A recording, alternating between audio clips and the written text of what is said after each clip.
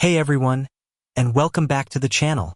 If you're new here, you're about to dive into a tale that will grip you, twist your perceptions, and perhaps make you question everything you thought you knew about justice and the people entrusted to uphold it.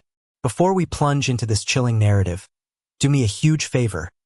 Hit that subscribe button and ring the notification bell so you don't miss out on more stories like this one. Your support means the world, and it helps me bring these intricate worlds to life. Now settle in, dim the lights, and prepare yourselves. What you are about to read is a story from the dark underbelly of ambition, where the very guardians of the law can become its most heinous violators. This isn't just a crime. It's a profound betrayal that sent shockwaves across America. A case so audacious, so meticulously planned, that it forever stained the gilded halls of justice. This is the story of attorney Elias Thorne, a man who swore an oath, then shattered it with blood on his hands and a client's life in the balance. The rain lashed against the panoramic windows of Elias Thorne's penthouse office on the 50th floor of the prestigious Sterling Tower, each droplet a tiny drumbeat against the city's nocturnal hum. Below, the urban sprawl of Manhattan glimmered with a million defiant lights, indifferent to the storm raging both outside and, subtly, within the opulent confines of the legal titan's sanctuary. Elias Thorne, a man whose name was synonymous with legal genius, a silver-tongued orator who could charm juries and disarm opponents with equal ease, stood before the expanse of glass, a silhouette against the vibrant chaos. His tailored Italian suit, a deep charcoal, seemed to absorb the ambient light, making him appear even more imposing, more detached. Tonight, however, the usual glint in his piercing blue eyes was shadowed by an intricate calculation, a cold, hard resolve that had nothing to do with statutes or precedents. Tonight, Elias Thorne was not just a lawyer. He was an architect of shadows, meticulously planning a demolition far more profound than any legal brief. His client, Arthur Finch, sat opposite his polished mahogany desk, fidgeting with a heavy gold signet ring. Finch was a man carved from old money and recent anxieties. His face, usually a mask of aristocratic indifference, was now etched with a palpable fear. He was facing the largest corporate fraud indictment in a decade, a scandal that threatened to dismantle his venerable financial empire, Finch Holdings, and tarnish a legacy stretching back generations. Elias Thorne was his last hope, his legal messiah. Finch had poured millions into Thorne's firm, and Thorne had, in turn, delivered masterful courtroom performances, deftly navigating the treacherous waters of white-collar crime. Yet, the net was closing and Finch, for all his wealth, was beginning to panic. "Elias," Finch began, his voice raspy, "the prosecution's latest discovery, the ledger, it links me directly. This smoking gun they keep talking about. It's real, isn't it? You can't tell me you haven't seen it." Thorne turned from the window, his expression carefully modulated to convey a mixture of concern and unwavering confidence. He moved with the predatory grace of a panther, settling into his ergonomic leather chair. "Arthur, please. We've been over this. The ledger, if it exists, is highly circumstantial. It lacks provenance. Any skilled prosecutor can spin a tale, but a skilled defense attorney can unravel it, thread by meticulous thread." He leaned forward, his voice dropping to a conspiratorial whisper, a technique he reserved for moments of profound manipulation. "But yes, let's be frank. The situation is precarious. They have been relentless. Their resources are limitless. We've fought valiantly, Arthur, but even the best general needs new ground, a new strategy. Something radical." Finch's eyes, rheumy with exhaustion, widened slightly. "Radical? What are you suggesting? A plea bargain? I will not go to prison, Elias. I simply will not." The words were laced with a desperate arrogance, the inherent belief of the ultra-rich that consequences were for other people. Thorne smiled, a slow, almost imperceptible curving of his lips that didn't quite reach his eyes. "No, Arthur, not a plea bargain. Something far more definitive. Imagine, for a moment, that the primary architect of this alleged fraud, the man at the very top, suddenly ceased to be a factor. How might that influence the prosecution's case? Finch stared, a flicker of confusion battling with a dawning horror in his eyes. Ceased to be a factor? What are you saying, Elias? Are you suggesting I disappear? Flee the country? My assets are frozen, my passport flagged. It's impossible. Thorne chuckled softly, a sound like dry leaves skittering across pavement. Oh, Arthur, your imagination is so limited by the mundane. No, I am not suggesting you disappear. I am suggesting a scenario where your unavoidable absence would collapse their entire house of cards. A scenario where the state's key target is no longer available for prosecution. He paused, letting the implication hang heavy in the air, thick with the scent of old money and impending doom. The rain outside intensified, a symphony of nature underscoring the unnatural conversation. We spoke earlier today, Arthur, about the details of your estate, your last will and testament, the curious arrangement concerning the transfer of your intellectual property, particularly the patents for the quantum encryption algorithms your late father developed. The ones you've been safeguarding so fiercely. Thorne's gaze was unwavering, analytical, utterly devoid of warmth.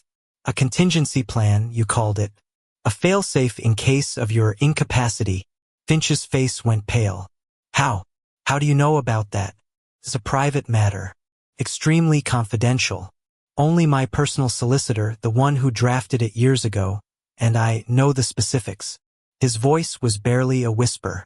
Thorne leaned back, a triumphant glint finally surfacing in his eyes. Ah, Arthur, the truly skilled advocate doesn't just defend. He anticipates. He researches. He uncovers. And sometimes he prepares. Let's just say I have an intimate understanding of your affairs, far beyond the scope of your current indictment. And I believe I've found a way to not only exonerate you posthumously, but to also safeguard your legacy, and perhaps even turn this entire unfortunate situation into a rather lucrative opportunity. A tremor ran through Finch's body. He was a man accustomed to manipulating markets, not being manipulated to this extreme. The air in the room grew heavy, a palpable tension pressing down. Finch knew with a sickening certainty that he was no longer merely a client discussing legal strategy. He was a pawn, cornered by a player whose game was far more sinister than anything he had ever encountered. What are you proposing? Finch finally managed to articulate, his voice thin and reedy. Thorne rose and walked to a hidden bar cabinet, pouring 2 fingers of amber liquid into a heavy crystal tumbler. A drink, Arthur? To new beginnings? Or perhaps to necessary endings? He offered the glass to Finch, a gesture of faux camaraderie. Finch hesitated, his hand trembling as he took the glass. He didn't drink. His eyes remained fixed on Thorne, searching for an answer, a reprieve, a sign that this was all a twisted joke. But Thorne's face was a mask of cold resolve. The prosecution's narrative rests on you, Arthur. Remove the linchpin and the entire structure collapses. They can't prosecute a dead man. And a dead man, if his affairs are correctly arranged, can leave a very tidy inheritance. Particularly if that inheritance bypasses the usual probate pitfalls. Thorne's voice was a silky caress, each word a carefully placed stone on a dark path. Finch's mind raced. He had indeed set up an extremely complex, almost Byzantine, trust for his quantum encryption patents years ago, designed to protect them from corporate raiders, legal battles, or even his own family's ineptitude. It was a failsafe, as Thorne called it, for a scenario where he was no longer capable of protecting them. The trustee of this trust was a highly respected, albeit reclusive, legal entity, a small, virtually unknown firm in the Cayman Islands, managed by a single, impeccably discreet lawyer. A lawyer, Arthur now realized with a chilling dread, who had been recommended to him years ago by none other than Elias Thorne himself. You set this up? Finch stammered, the realization hitting him like a physical blow. You orchestrated this years ago. You knew. Thorne simply smiled, a shark's grin. Foresight, Arthur, is the hallmark of true genius. One must always be prepared for every eventuality. And now, my dear client, We have arrived at an eventuality that requires a most delicate touch. He walked behind Finch's chair, his hand resting lightly, almost possessively, on the back of it. The rain outside seemed to scream its warning. Arthur, your legacy is secure. Your reputation ultimately will be cleared a victim of circumstance, perhaps, but certainly not a convicted felon. And your intellectual property, those brilliant patents, will find a new steward. A more capable one. As Thorne finished speaking, his other hand, which had been concealed behind his back, produced a small, silver-plated hypodermic syringe. The needle gleamed faintly under the office lights. Finch felt a sudden, sharp prick in his neck, just below the ear. He gasped, dropping the untouched drink, the crystal shattering with a surprisingly loud report against the plush carpet. What was that? He choked, a strange, metallic taste blooming on his tongue. A wave of dizziness washed over him, his limbs growing heavy, his vision blurring at the edges. Thorne leaned close, his breath a cold whisper against Finch's ear. A very rapid-acting, highly sophisticated neurotoxin, Arthur. Untraceable by most conventional means. It mimics a sudden, catastrophic cardiac event. A heart attack. Perfect for a man under immense stress, facing such a formidable legal battle. Finch tried to rise, but his muscles refused to obey. His mouth worked, but no sound emerged. The terror in his eyes was absolute, a silent scream of betrayal. He looked at Elias Thorne, the man he had trusted with his life, his fortune, his freedom, and saw only a monster cloaked in bespoke suits and polished charm. The final image burned into his rapidly fading consciousness was Thorne's face, serene, almost serene, utterly devoid of remorse. The last flicker of life left Arthur Finch's eyes as his head slumped forward, his body slumping heavily in the chair. He was dead before he hit the ground. Elias Thorne stood over the lifeless body of his client, a faint smirk playing on his lips. There was no exhilaration, no frantic rush of adrenaline, only a profound sense of satisfaction, the quiet triumph of a master craftsman completing a complex, intricate piece. He checked Finch's pulse, a professional habit, then nodded to himself. Perfect. The next few hours were a carefully orchestrated ballet of deception. Thorne donned a pair of latex gloves from a hidden compartment in his desk. He meticulously wiped down the glass, the armrests of the chair, anything Finch might have touched. He then carefully moved Finch's body, positioning it in a way that suggested a sudden collapse from a heart attack. He arranged a few scattered papers on the desk, documents related to the most recent, stressful legal filings, to reinforce the narrative of a man overwhelmed by his legal woes. He then made a crucial call, not to 911 immediately, but to his personal security team, informing them of an incident in his office and requesting a medical assessment. This would ensure his security personnel, loyal and unquestioning, would be the first to arrive, effectively controlling the initial scene before official responders. It also bought him precious minutes. He calmly brewed a pot of French press coffee, the rich aroma filling the room, designed to mask any lingering scent, however faint. He adjusted his tie, smoothed his impeccably coiffed hair, and then, with a practiced hand, mussed it slightly to give the impression of a man deeply distressed and having run his hands through his hair repeatedly. He even rubbed his eyes a little, ensuring a hint of redness.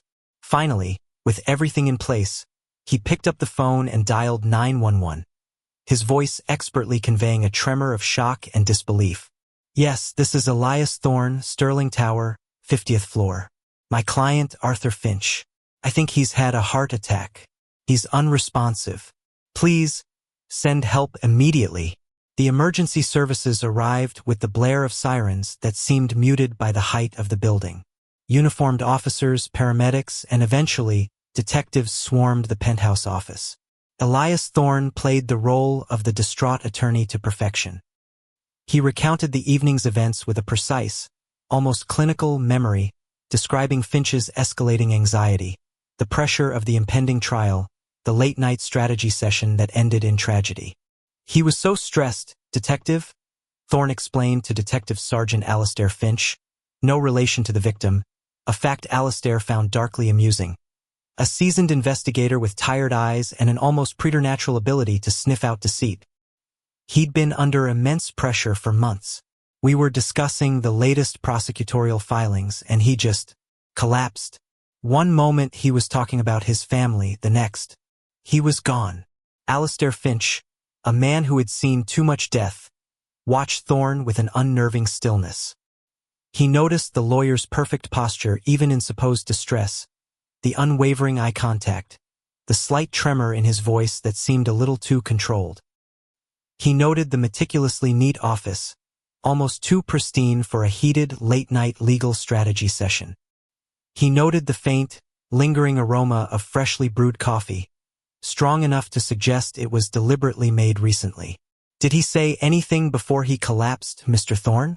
Any specific complaints? Chest pain? Shortness of breath? Alistair's voice was calm, almost soothing, a contrast to the buzzing activity of the forensics team now combing the room. Thorne paused, allowing a moment of thoughtful reflection, a dramatic beat. He mentioned feeling overwhelmed, a weight on his chest, metaphorically speaking, of course, but nothing physical. It was very sudden. One moment, a legal argument, the next, a profound silence.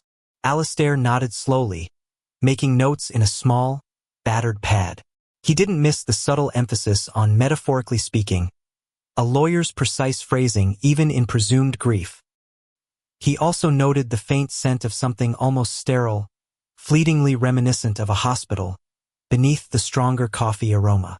But it was too vague, too easily dismissed as the detritus of a busy city life. And the glass, Mr. Thorne? Alistair pointed to the shattered crystal on the rug.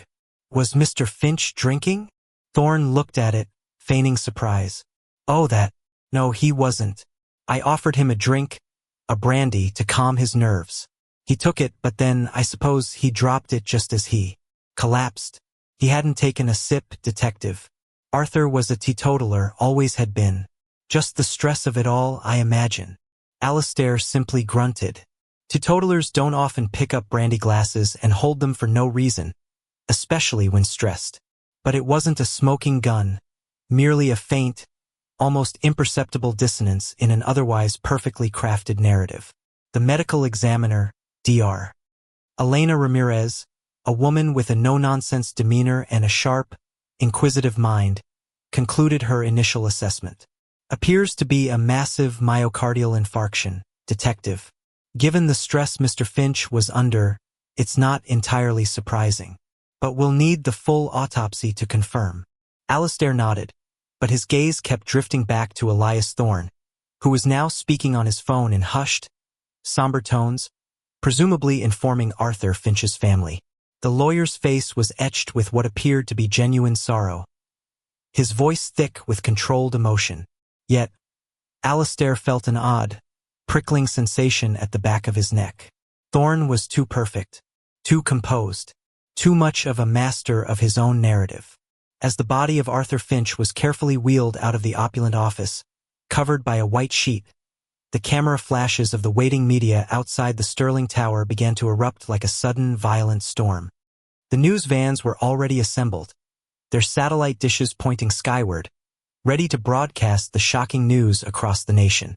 Legal titan Arthur Finch found dead in attorney Elias Thorne's office. Corporate fraud suspect dies of apparent heart attack on eve of trial. Tragedy strikes Finch Holdings. The headlines would scream, painting a picture of a man driven to his grave by the relentless pressures of a high-stakes legal battle. Elias Thorne had ensured it. The public would mourn, or perhaps, secretly celebrate the demise of a perceived corporate villain. The prosecution would be in disarray, their star defendant now beyond their reach. The meticulous plan was unfolding with chilling precision. But Alistair Finch, as he surveyed the now empty chair where Arthur Finch had taken his last breath, couldn't shake the feeling that something was profoundly, terrifyingly wrong. He had a hunch, a gut instinct honed over decades of walking through the darkest corners of human depravity. And his hunch told him that Elias Thorne, the grieving attorney, was hiding a secret far darker than any corporate fraud.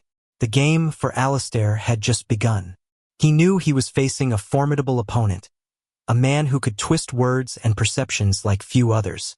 The fight for justice, he suspected, would be an uphill battle against a shadow. The rain finally ceased, leaving the city washed clean, but for Alistair Finch, the shadows in the heart of Manhattan were only just beginning to deepen. He watched Elias Thorne exit the building, flanked by security and an army of public relations specialists, his face a picture of dignified sorrow, as he delivered a brief, heartfelt statement to the ravenous media. The performance was flawless, and that, Alistair knew, was precisely the problem. The most dangerous criminals were often the ones who seemed the most righteous, the most trustworthy. And Elias Thorne was a master of appearances. As the first details of the tragedy hit the national news wires, shockwaves rippled across America. Arthur Finch, a name synonymous with wealth and power, dead in his lawyer's office, just weeks before a landmark trial. It was a story tailor-made for public consumption, a cautionary tale of the pressures of modern capitalism. But for a select few, especially those within the legal and financial elite who knew the intricate web surrounding Finch Holdings, there was an unspoken question, a flicker of unease. They knew Arthur Finch, for all his flaws, was a survivor, a fighter.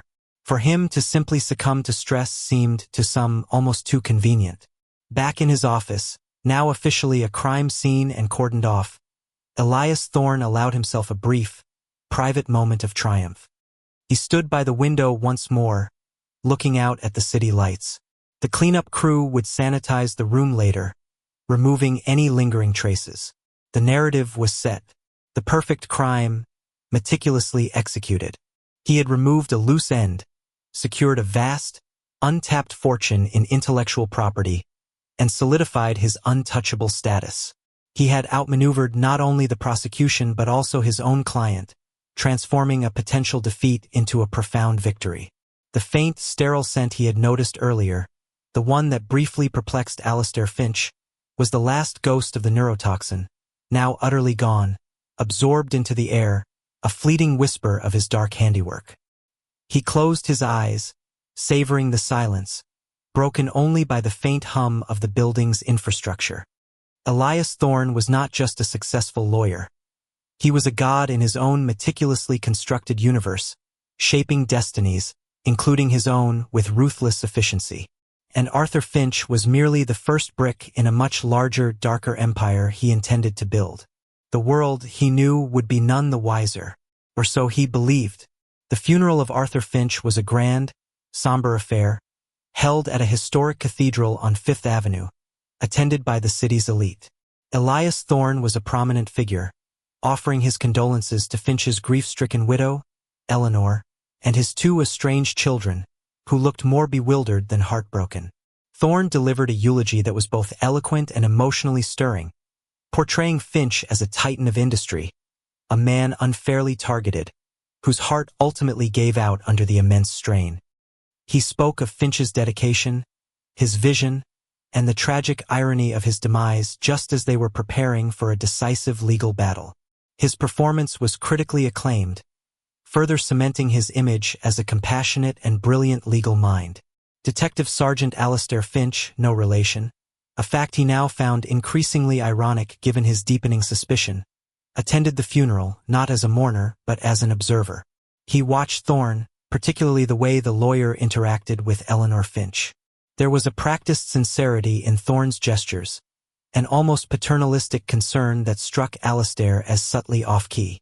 Eleanor, a woman who had clearly lived a life of pampered luxury, seemed utterly lost, clinging to Thorne's reassurances like a lifeline. The preliminary autopsy report had come back, confirming Dr. Ramirez's initial assessment. Massive cardiac arrest.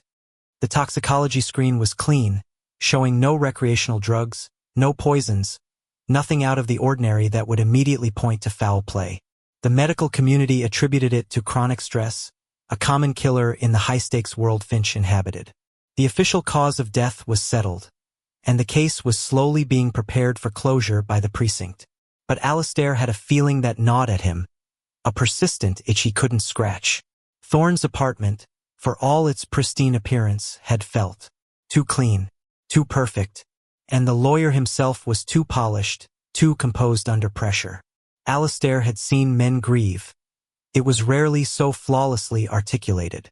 There were always cracks, raw edges. Thorne had none.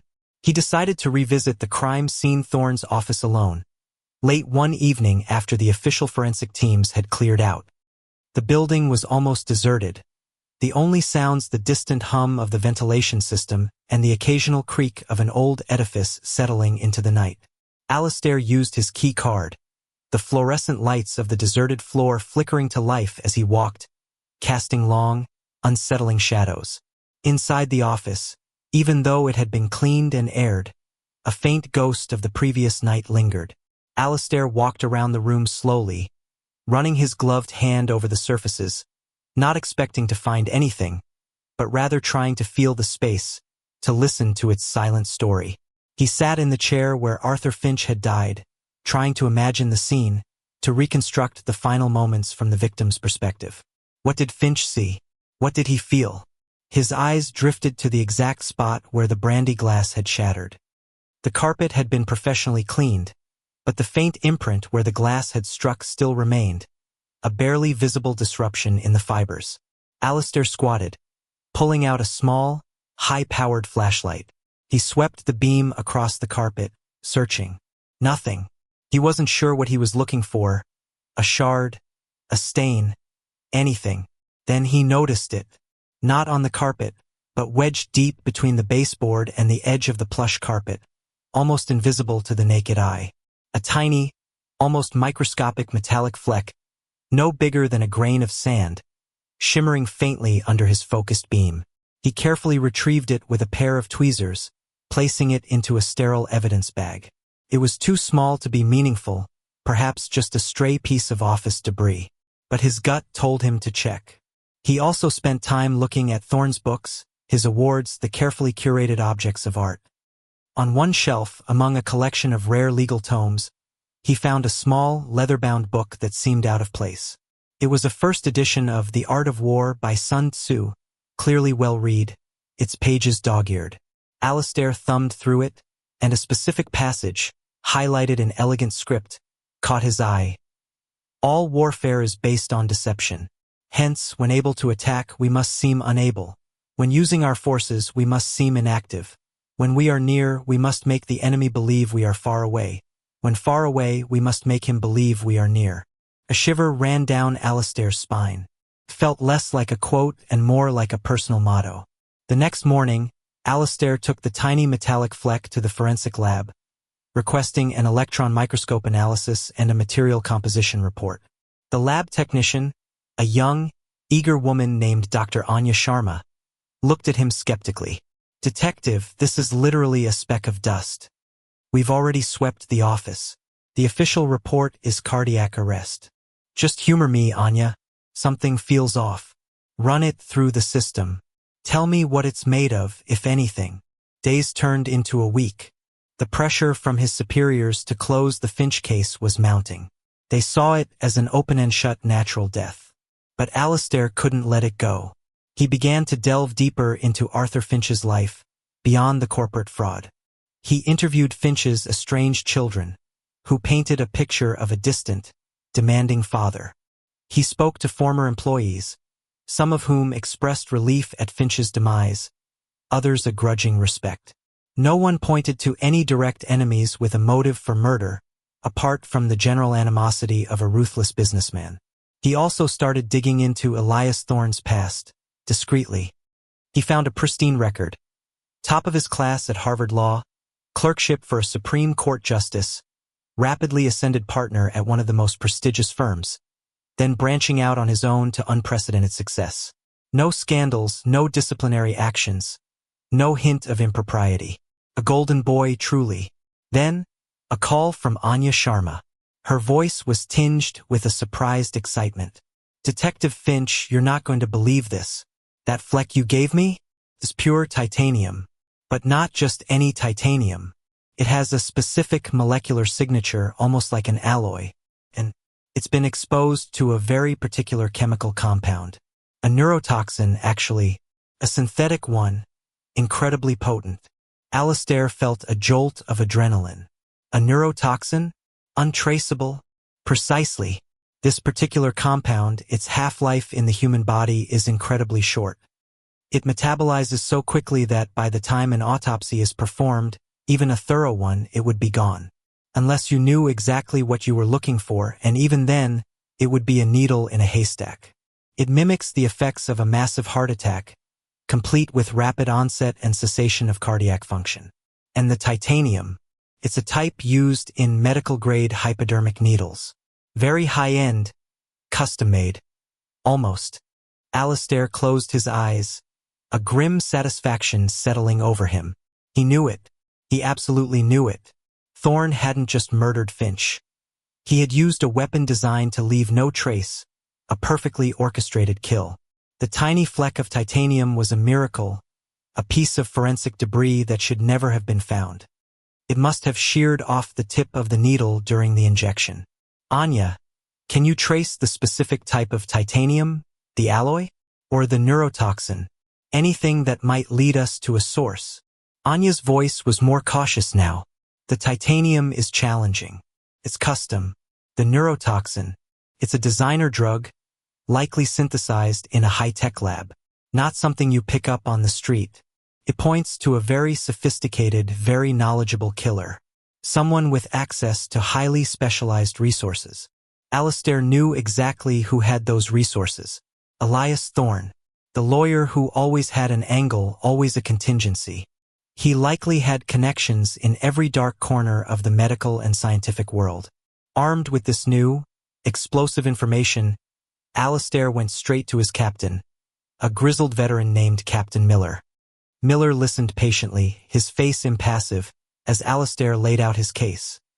The tiny fleck, the untraceable neurotoxin, Thorne's overly perfect demeanor, the subtle inconsistencies. Alistair, this is thin, Miller said, rubbing his temples. A speck of titanium and a theoretical neurotoxin against a clean autopsy report and the word of one of the most respected lawyers in the country? The DA would laugh us out of the office. The public would crucify us for accusing Elias Thorne on such flimsy evidence. It's not flimsy, Captain. It's the truth. This toxin mimics a heart attack perfectly. Thorne knew exactly what he was doing.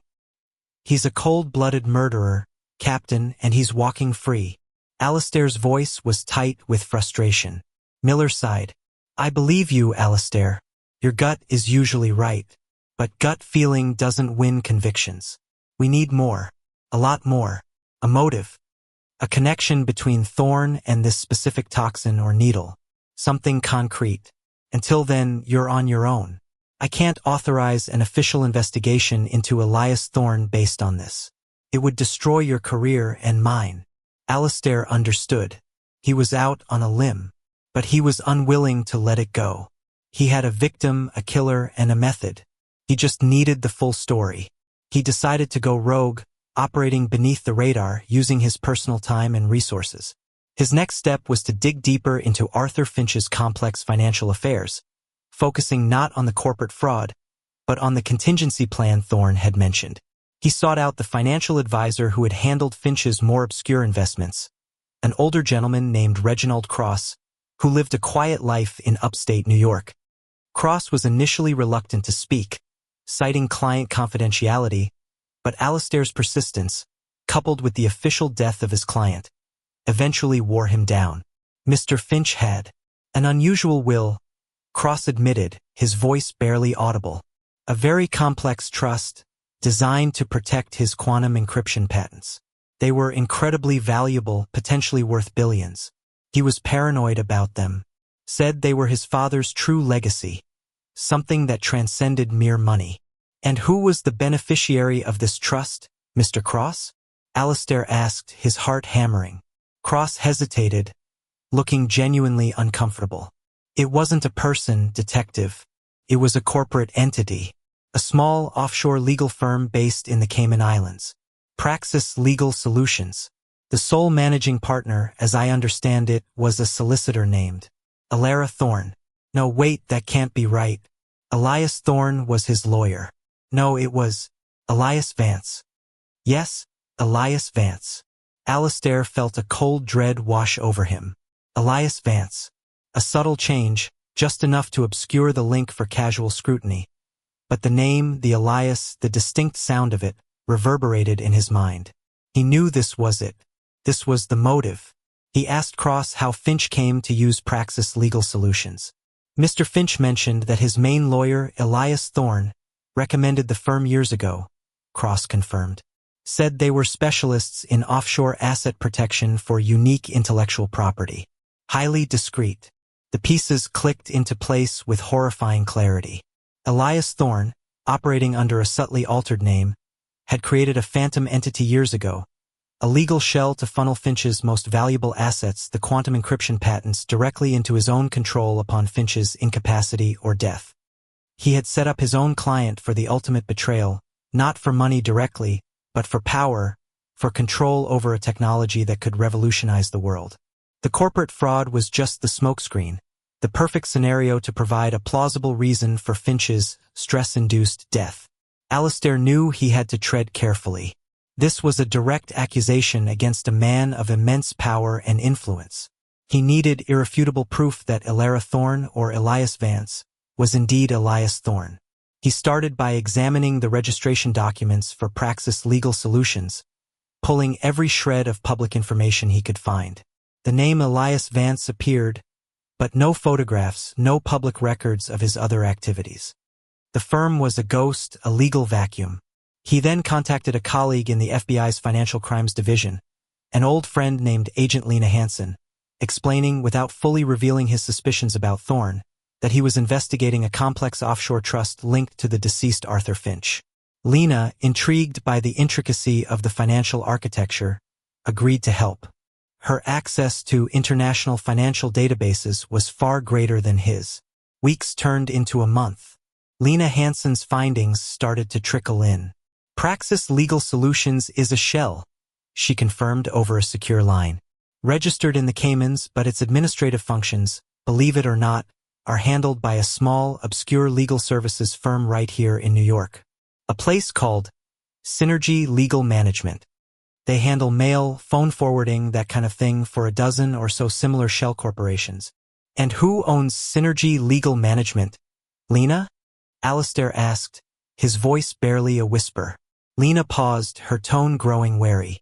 That's where it gets interesting, Alistair. It's a private holding company. Very opaque. But the legal documents, the founding papers for Synergy, are signed by a single individual, Elias Thorne. The world seemed to tilt on its axis. Elias Thorne, the grieving attorney, was Elias Vance, the discreet offshore lawyer, and the orchestrator of a scheme to steal billions in intellectual property. He had set up the mechanism for his client's demise years in advance, weaving a tangled web of legal deception, a labyrinth that only he could navigate. Alistair had his motive, he had his method, and now he had the undeniable link. But how to prove it in court? How to connect the powerful Elias Thorne to a small titanium fleck and a neurotoxin that vanished without a trace? He needed a witness, a confession, or a moment of carelessness from Thorne. Alistair would have to be equally cunning, equally patient. He began compiling his case, meticulously connecting every single thread. The specific alloy of the titanium fleck, its likely origin from a bespoke medical device supplier, which Lena Hansen was now also discreetly investigating. The untraceable nature of the neurotoxin, Thorne's financial and legal control over Praxis Legal Solutions and Synergy Legal Management, the timing of Finch's death, and the vast intellectual property now under Thorne's de facto control. He also found a crucial detail in Finch's estate. The trust documents for the quantum encryption patents stipulated that in the event of Finch's incapacity or death, the trustee, Praxis Legal Solutions, Elias Vance, would gain immediate, irrevocable administrative control, with a clause that allowed for the sale or licensing of the patents for the benefit of the trust. It was a legal loophole large enough to drive a truck through, essentially giving Thorne the power to do whatever he wanted with them. The shockwaves were no longer about Finch's death, but about the insidious potential of Elias Thorne. Alistair felt the immense weight of the task ahead. He was about to accuse a legal titan, a man with powerful friends and seemingly unblemished reputation, of a meticulously planned murder and audacious theft. The media, the public, the entire legal establishment would be against him. He was a lone detective, armed with circumstantial evidence and a gut feeling. But that gut feeling, now backed by concrete, albeit indirect, evidence, was screaming at him. Elias Thorne was a predator in a suit, and he had to be stopped. Alistair decided his next move needed to be bold, but contained. He couldn't go public yet. He needed to confront Thorne, but not in an official capacity that would allow Thorne to simply lawyer his way out. He needed to rattle him, to make him believe the net was closing, to force a mistake. He knew Thorne, for all his brilliance, would also possess a degree of arrogance, a belief in his own invincibility. That was the crack Alistair intended to exploit. He arranged a discreet meeting with Thorne, under the pretext of a follow-up on Mr. Finch's personal effects for the family. He chose a neutral location, a quiet, upscale coffee shop, rather than Thorne's impenetrable office. Thorne, ever the picture of grace, agreed, perhaps seeing it as another opportunity to reinforce his benevolent image. As Alistair sat opposite Thorne, sipping lukewarm coffee, he felt a surge of cold fury. Thorne, impeccably dressed as always, exuded an aura of calm confidence. He seemed genuinely unaware of the invisible sword hanging over his head. "Detective," Thorne began, his voice smooth as aged whiskey, "I appreciate you taking the time. Eleanor is truly struggling. Any assistance with Arthur's personal items would be a great comfort." Alistair looked him dead in the eye, letting his gaze bore into Thorne's. "Mr. Thorne, I've been looking into Mr. Finch's affairs, specifically his more unusual investments, the quantum encryption patents, for instance." Thorne's face remained impassive, but Alistair noticed a flicker, almost imperceptible, in his eyes, a tightening around the jawline. Ah yes, a brilliant mind, Arthur's father. Truly visionary. Arthur was quite protective of those, as you can imagine. Indeed, and he set up a rather complex trust to manage them, didn't he? A trust managed by an offshore entity, Praxis Legal Solutions, and a solicitor named Elias Vance. Thorne took a slow sip of his espresso. Yes, that's correct. A highly specialized firm. Arthur was very particular about discretion. They were recommended years ago. I believe I even made the initial introduction. His smile was perfectly charming. As I said, I always try to connect my clients with the best resources, even if it's outside my direct purview. And that firm, Praxis Legal Solutions, is administratively managed by Synergy Legal Management, correct? Alistair pressed, leaning forward slightly. Thorne nodded, a subtle air of impatience beginning to color his calm. I believe so. They handle the back end for many smaller offshore entities. Standard practice. And Synergy Legal Management, Alistair continued, his voice dropping, is owned and operated by a private holding company, whose founding documents are signed by Elias Thorne. You, Mr. Thorne. The air in the coffee shop seemed to still. The clatter of cups, the murmur of conversations, all faded into a distant hum. Thorne's perfectly sculpted facade finally cracked. His eyes, usually pools of confident blue, narrowed to slits of cold fury. The charming smile vanished, replaced by a thin, predatory line. Detective, are you accusing me of something? Thorne's voice was low, laced with a dangerous edge, like silk wrapped around razor wire. I'm stating facts, Mr. Thorne. Facts that suggest you, Elias Thorne, recommended your client, Arthur Finch, to a shell company you secretly owned and operated, thereby gaining direct control over billions in intellectual property upon his convenient death. A death, I might add, that appears to be a heart attack, but which the tiniest piece of evidence suggests was induced by an untraceable neurotoxin, administered by a custom-made titanium needle.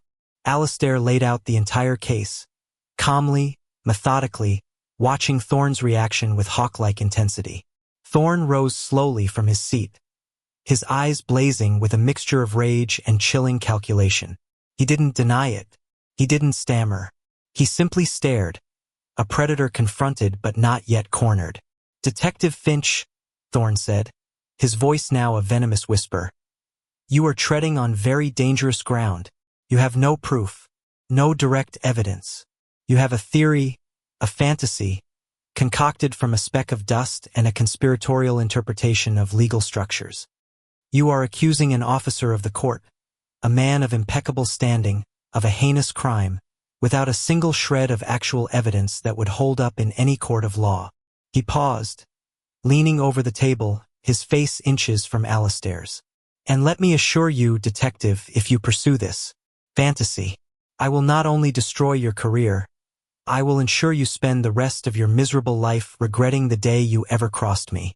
You will be utterly, completely, professionally ruined. Do you understand? Alistair met his gaze, unflinching. I understand perfectly, Mr. Thorne.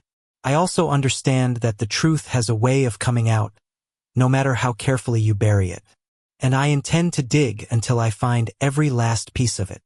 Thorne held his stare for another long, silent moment, then turned abruptly and walked out of the coffee shop, his figure disappearing into the bustling Manhattan street. His departure left behind a chilling silence, and Alistair knew with absolute certainty that he had just declared war. The whisper of doubt had become a scream in Alistair's mind, and he had voiced it directly to the architect of the crime. The game was no longer a subtle investigation. It was an open conflict. Elias Thorne, now aware he was under suspicion, would undoubtedly become even more cautious, more dangerous.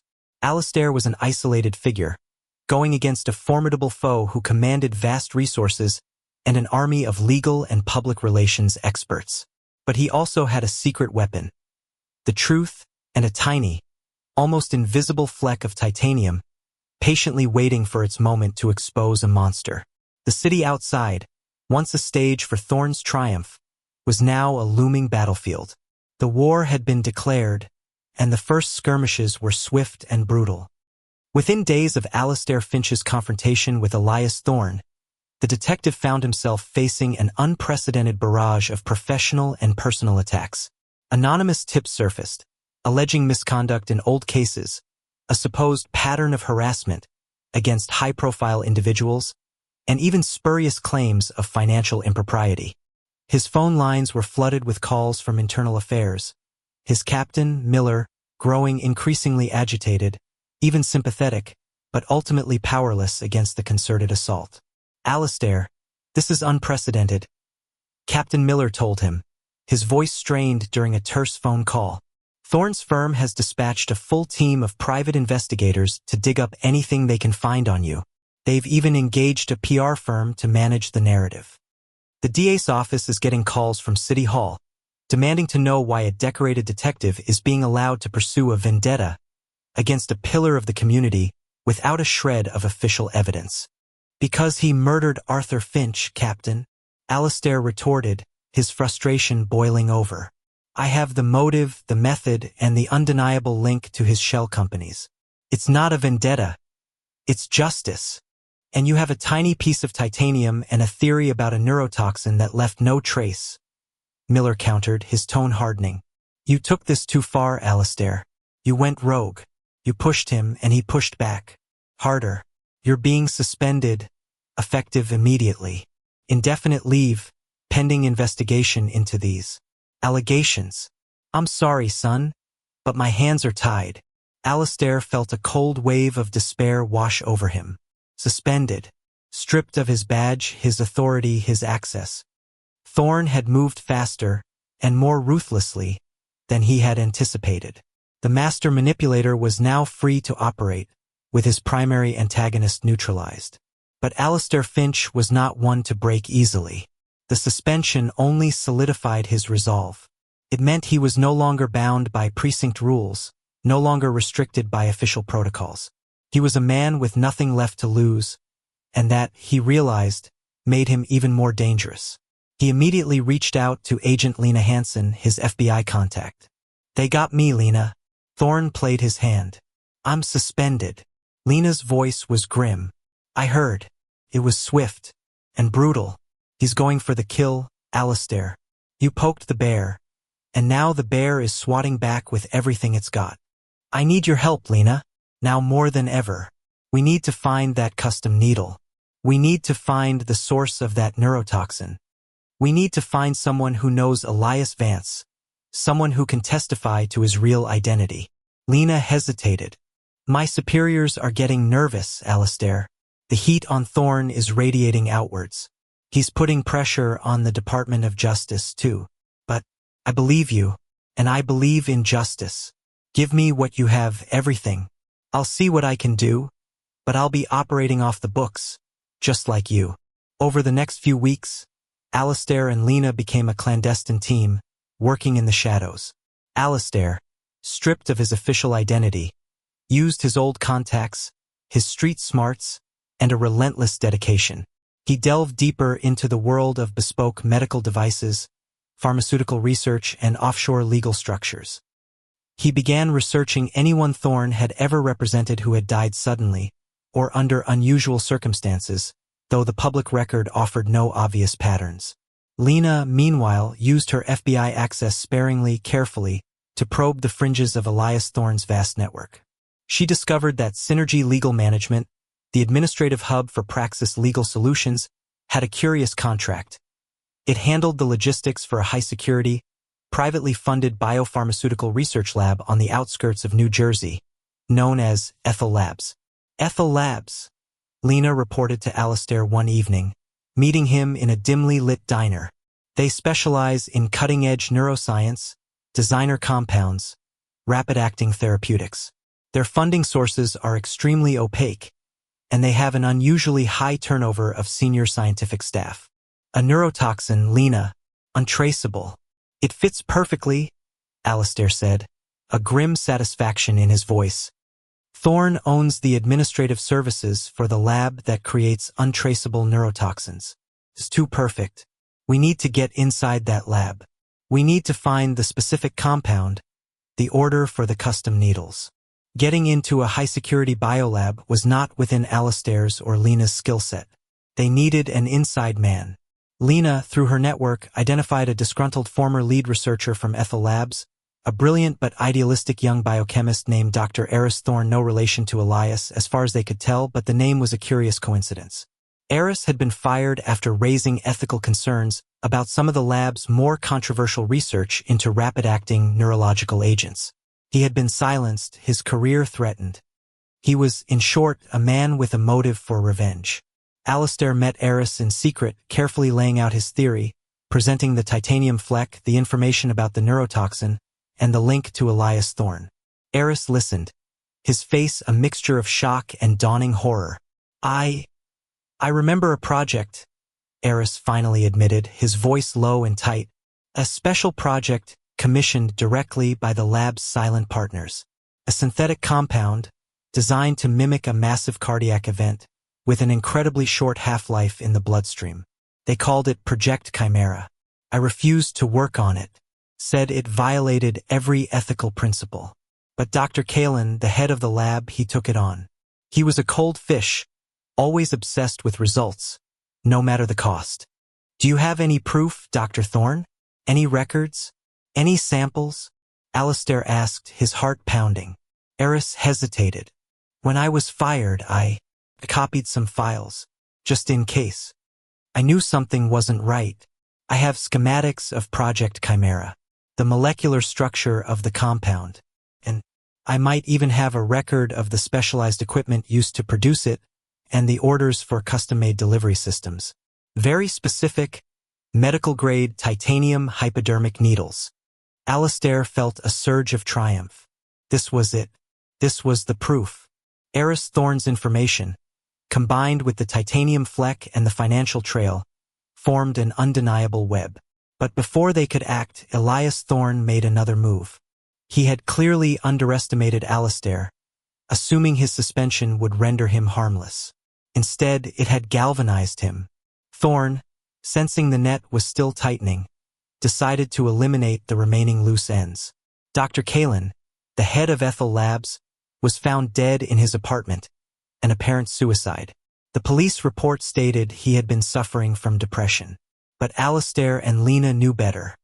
Kalin was Thorne's puppet, and puppets who knew too much had a way of snapping their strings. He's getting desperate, Lena observed, her voice chilling. This is a clear escalation. He's silencing witnesses. Eris, you're in extreme danger. We need to get you into protective custody. Eris, shaken by Kaelin's suicide, agreed. He handed over his encrypted files to Alistair, ensuring they were backed up and secure. The files were a treasure trove. Detailed blueprints for Project Chimera, chemical compositions, manufacturing protocols, and purchase orders for bespoke titanium needles from a small, specialized medical supplier in Switzerland, the same distinct alloy identified by Anya Sharma. The orders were placed under the name of Praxis Medtech, a subsidiary of Praxis Legal Solutions. The final piece of the puzzle. Armed with this irrefutable evidence, Alistair, now technically a civilian, approached the DA's office. He also presented the timeline of events, showing Thorne's meticulous planning, dating back years. Sarah Vance listened, her face growing grimmer with each piece of evidence. She understood the gravity of the situation. Accusing Elias Thorne of murder was an earthquake. But the evidence was overwhelming, circumstantial in parts, but undeniably interconnected and forming a complete, damning narrative. This is an astonishing case, Detective Finch, Sarah said, her voice quiet but firm. If what you say is true, Elias Thorne has committed one of the most audacious acts of betrayal and murder in this city's history. And he's managed to get away with it for months, right under our noses. It's all true, Ms. Vance. Every single word. Sarah looked at the mountain of evidence, then at Alistair. Thorne will fight this with everything he has. He'll portray you as a disgraced detective with a vendetta, Dr. Eris Thorne as a disgruntled, ethically compromised scientist. He'll try to discredit every piece of this. But this evidence is compelling. More than compelling. It's damning. We move forward. Warrants were issued. Elias Thorne was arrested at his penthouse office, the same place where Arthur Finch had died, in a highly publicized raid that shocked the nation. The media, which had previously painted Thorne as a victim of a rogue detective, now turned its voracious appetite on him as a suspected murderer. The headline screamed, "Legal Lion Elias Thorne arrested for client's murder. Architect of shadows. Thorne accused of plotting Finch's death for billions." The news sent shockwaves through the entire American legal system. A trusted, celebrated attorney, accused of murdering his own client for financial gain, using a sophisticated, untraceable method and orchestrating it over years. It was an unprecedented betrayal of trust, a desecration of the sacred lawyer-client relationship. Elias Thorne, ever the performer, maintained his composure during the arrest, issuing a calm statement to the press, proclaiming his innocence and accusing the NYPD of a malicious persecution based on a fabricated narrative by a disgraced detective. He hired the best defense team money could buy, a formidable group of legal gladiators prepared for the fight of their lives. The trial of Elias Thorne became a national spectacle. Every detail was scrutinized, every piece of evidence debated. Sarah Vance led the prosecution, her calm demeanor and sharp legal mind a stark contrast to Thorne's theatrical defense. Anya Sharma testified about the titanium fleck, explaining its unique alloy and the trace of neurotoxin. Dr. Eris Thorne, under heavy protection, detailed Project Chimera, the custom needles, and the suspicious nature of Ethel Labs research under Elias Thorne's administrative control. Lena Hansen meticulously untangled the complex web of offshore companies, linking Elias Thorne directly to Praxis Legal Solutions and the vast intellectual property of Arthur Finch. Alistair Finch, reinstated with full honors after his suspension was lifted, provided the investigative narrative, detailing his gut feeling, his persistence, and the systematic uncovering of Thorne's intricate plot. He recounted his confrontation with Thorne, the lawyer's chilling threats, and his subsequent attempts to discredit him. The defense, led by the legendary legal strategist Marcus Vance, no relation to Sarah, mounted a ferocious attack.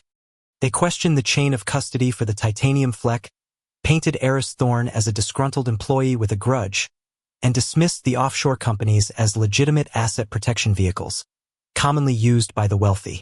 They argued that Arthur Finch simply died of natural causes, a victim of stress, and that the prosecution's case was built on speculation and a personal vendetta against their client.